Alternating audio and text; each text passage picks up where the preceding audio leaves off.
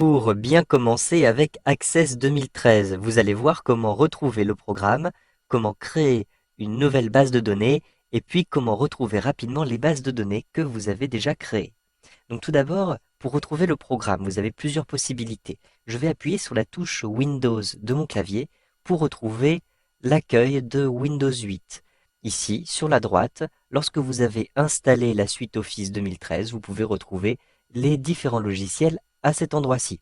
Je vais donc positionner le curseur ici sur Access 2013 et je peux simplement l'ouvrir. Je peux aussi effectuer un clic droit pour retrouver ce volet qui apparaît en bas et je vais ainsi pouvoir épingler le programme à la barre des tâches. Un simple clic ici, et si maintenant j'appuie à nouveau sur la touche Windows pour retrouver mon bureau, vous pouvez voir que j'ai ici épinglé l'icône de Access 2013. Vous pouvez aussi créer un raccourci sur le bureau, mais pour cela il va falloir retrouver le programme dans votre disque dur. Donc ici, je vais cliquer sur l'explorateur Windows pour retrouver l'explorateur Windows.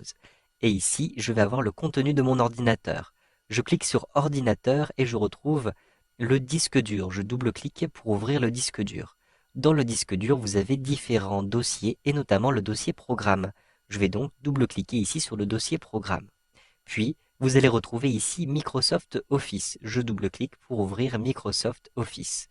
Vous avez ici un dossier qui s'appelle Office 15, 15 étant le numéro de version de Office 2013. Donc je double-clique à cet endroit-ci pour l'ouvrir.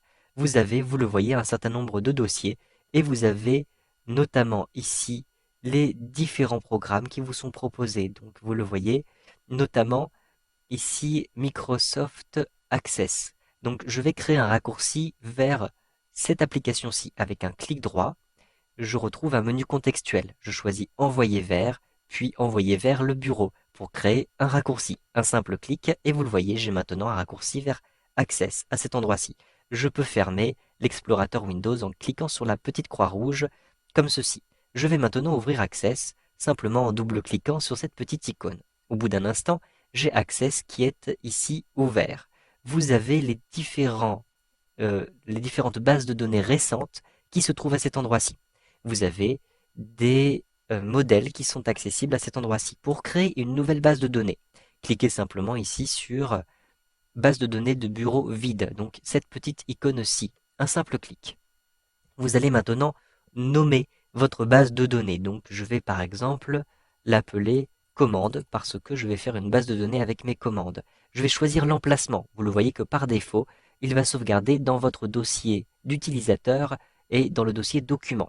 Je vais choisir ici parcourir pour retrouver un petit explorateur Windows qui me permettra de sauvegarder, de choisir l'emplacement de sauvegarde. Je vais par exemple sauvegarder sur le bureau. Je sélectionne le bureau et j'ai ici le nom que j'ai donné, commande, ainsi que le type. Donc il s'agit d'une extension ACCDB, donc pour les bases de données Access.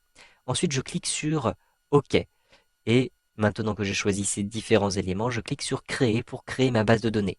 Ici, je retrouve cette interface qui va me permettre par la suite de créer ma base de données. Si je souhaite maintenant ouvrir des bases de données récentes, je vais cliquer tout en haut à gauche sur Fichier, puis je vais cliquer dans le volet de gauche qui apparaît ici sur Ouvrir. Vous avez, vous le voyez, les différentes manières d'ouvrir des bases de données. Et vous avez notamment ici les bases de données récentes avec les différentes bases de données, commandes, bases de données, etc. que j'ai créées, notamment mes contacts par exemple, précédemment.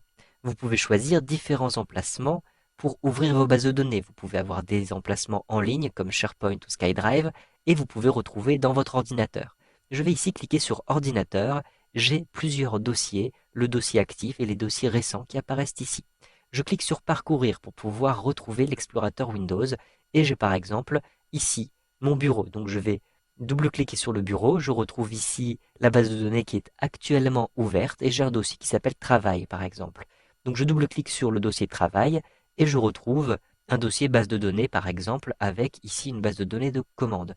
Donc je le sélectionne et je clique sur ouvrir. J'ai maintenant ouvert une autre base de données et vous retrouvez ici l'emplacement complet de cette base de données dans la barre titre. Si vous souhaitez retrouver rapidement certaines bases de données, vous pouvez créer des raccourcis plus rapide. Je clique ici à gauche sur Fichier. Vous voyez que lorsque je clique sur Ouvrir, j'ai accès aux bases de données récemment ouvertes. Mais je peux aussi, à cet endroit-ci, avoir des liens supplémentaires pour ouvrir encore plus rapidement mes bases de données. Je vais me rendre dans les options.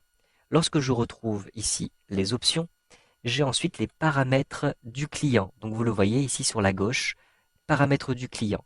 Et j'ai ici, vous le voyez, un certain nombre de paramètres qui sont affichés.